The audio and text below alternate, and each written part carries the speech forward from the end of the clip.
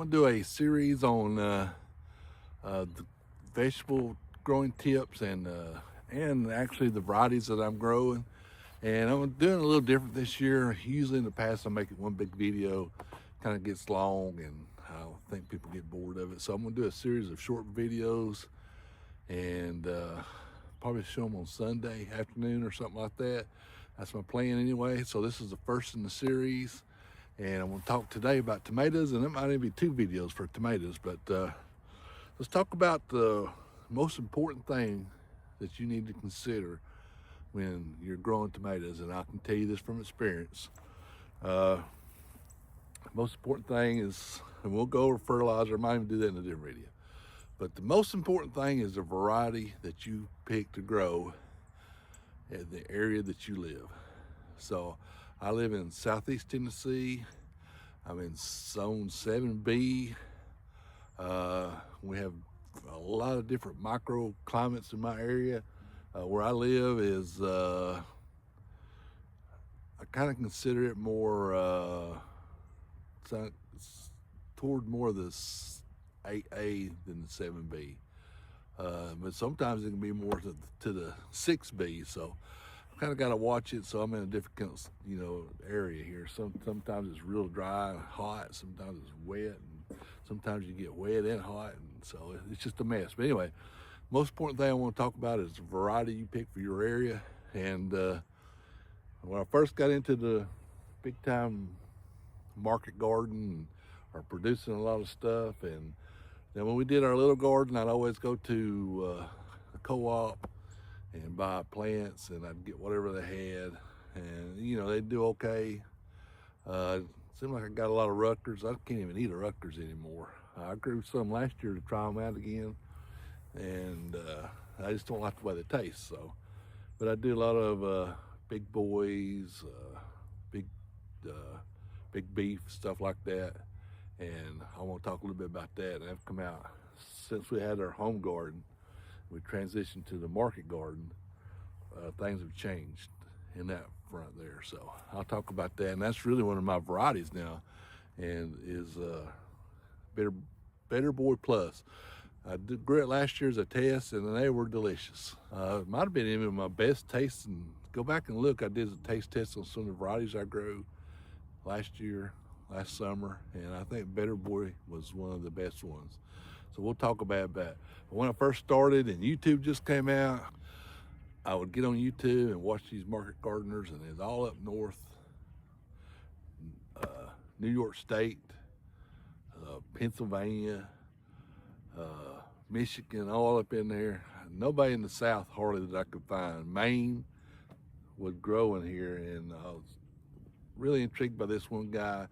And he said he grows 3 varieties, and this is all he ever grows: Brandywine Red, Brandywine Pink, and Brandywine Yellow. I said, that's me right there. So I went out and I bought the seeds, bought all 3 seeds, started them, they come up, planted them. I think I got 2 tomatoes out of all them seeds that I put up. They just don't grow good in my area. We get a lot of disease pressure, especially in the late in summer when it comes on, and they just wipe them all out. So when I tried different varieties on my own year after year, and so finally I found a guide that our Ag Extension Office puts out, and it's for the whole Southeast, and they have recommended things for East Tennessee, recommended plants, and I started there and kind of built off it, and now I think we do pretty good. We're still not where I want to be, and I hope to get there this year. But we get a lot of production. We sell a lot of tomatoes. We eat a lot of tomatoes. So we're doing pretty good. So what I've decided, or what I discovered, is for the most part I like to grow hybrids. They're a little easier to grow. I like to grow determinants. They're a little easier to grow. You don't get a lot of diseases in them. They're hybrids, and they're not.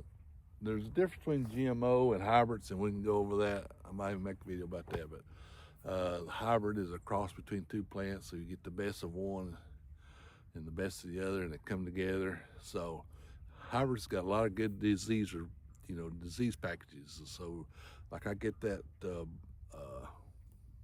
leaf wilt or whatever it's called is really bad down here. So I grow a lot of varieties that are resistant to that. So, and that's how I got started doing that. And so now every year I'd run a test, and we'll go over the ones I'm going to test this year. And I'm already at 5 minutes, so I'm trying to hurry up. I said I was going to keep this short. So that's my number one tip, and I'll go over the tips in a different video. But this year, like my main varieties I'm growing this year, of course, the Marglobe is an heirloom actually, but it does really well here. I don't know why, and they taste great. It's got that old-timey flavor, so that's one of my number ones. This year, my number one is going to be a Red Deuce. I grew, I think, 6 or 8 plants last year, and they outproduced anything I've ever grown as far as just big old, they taste good. It's a hybrid, and they taste good. They produce good. They kept on producing, so that's going to be my other variety. Then we'll go to the Better Boy Plus. The plus means that it's been bred in, crossed with something else to give it a better disease package. Like the original Better Boy, it would be hard for me to grow here, but the Better Boy Plus did great down here in the high tunnel. And the Early Doll. I like a early tomato. Yeah, I think an Early Doll is a 50-day tomato. Now they don't get real big, they're about this big, not the big slicers, but they're still good. And they got a good flavor. I really enjoyed those. And they kept on producing. I sold and sold and sold until we got a real hard freeze, and then just did them in. But I don't know how many I sold up in the farm stand.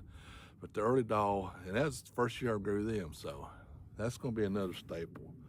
So what I'm going to experiment with this year, I did a Mountain Gold last year, but I put it in late. A Mountain Gold is a yellow, and I usually go with a Carolina Gold, and I'll probably do some of that again, and I'll explain that in a minute.